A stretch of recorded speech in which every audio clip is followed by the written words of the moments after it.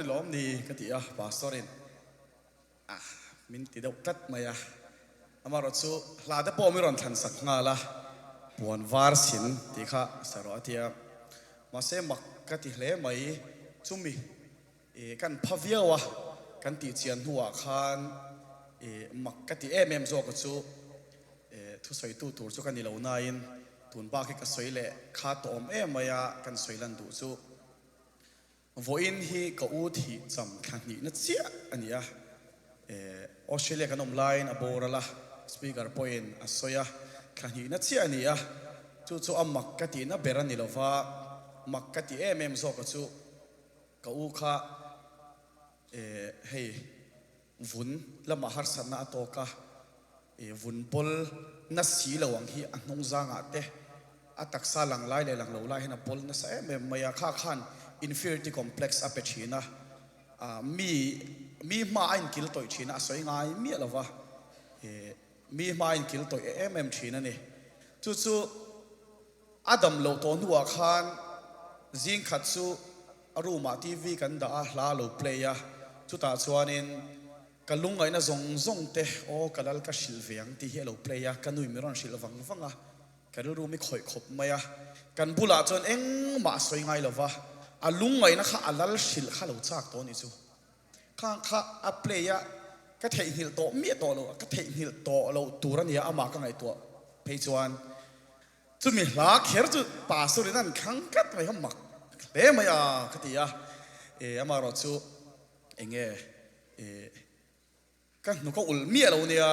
pathian faknan kan manganga min lo zai pui tur pon kan du chewa i ti dup tengu i lam dup tengu kalungai na zong kalal ka silveng ati khatuna chuanin alal kha sil tong ti karinga angai om hle mai chu ti rol ro chuan speaker tongkam takin arong kan bol le a chanchin kan soi i suwa kha keini ain amuchiang to anga keini chu minon ngai po karing to lovani van mun ro pui mai ram khi mi thiang lim te in ania an ni hena cheng ve turin khovel thil chu paila tiang khan kan mai kalta ten hena kan khen ve thinan kan vo in hi poi mo em te ro chu wang chuanin pathian fakela a thei min lo zai puila kut te mi lo ben puila du le mi lo lam puila pathian fa khawang miang ti en kan som cheu ani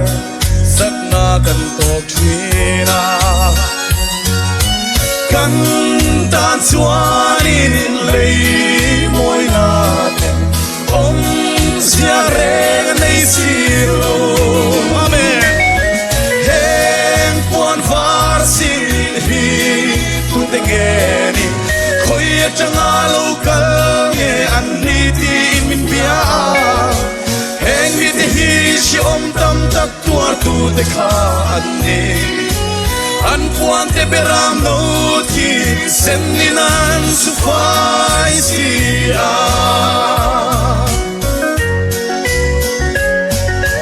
kale sing nun aral hunin lal te na ka ten hun suwa kalung ngai na zong te Silvea, hallelujah. Hen puan var sin hi tu tengeni, hoi changa local nge amni di min mia. Hen mit hi si dam tak tuar tu te khanni. An puan te beram no ti sen nilan sufai sia.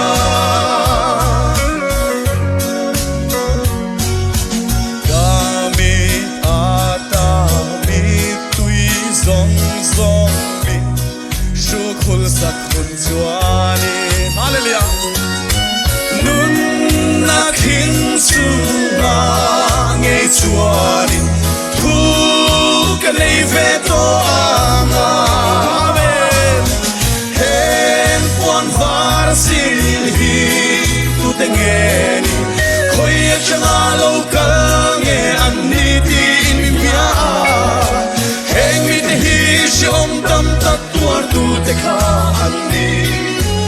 an puan te beram no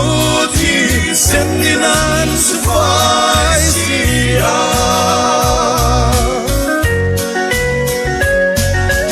le she om ma le ma ila he le rom bi kan dilo kan ram hun tu lal ram ro kui o ngain karum vong vong amen hen puan var sin hi tu te nge khoi changa lo kal nge an ni ti min bia heng mi te hi shom tam tak tuar tu te kha an ni an puan te beram no thi sen ninan su fai sia amen hallelujah amen kami da mi tui song song kami da mi tui song song min shu khul sak hun chuani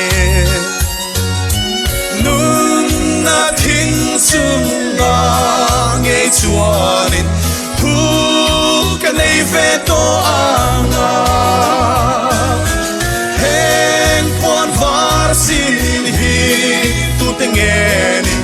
khoi changa lo kal nge an ni ti in mi pia heng mi te hi shom tam tak tuar tu te kha an ni an puan te beram no thi sen ninan su fai sia le she ma leng mai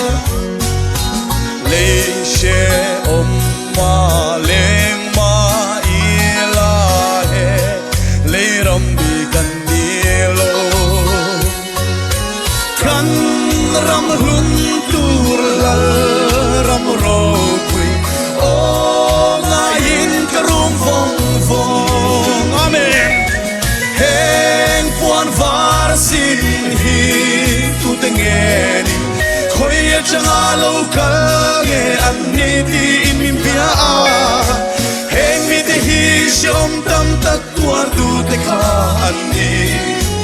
an puan te beram no thi sen ninan su fai sia heng puan var sin hi tu te nge ni khoi changa lo kal nge an ni ti in min pia heng mi te hi shom tam tak tuar tu te kha an ni an puan te beram no thi sen ninan su fai sia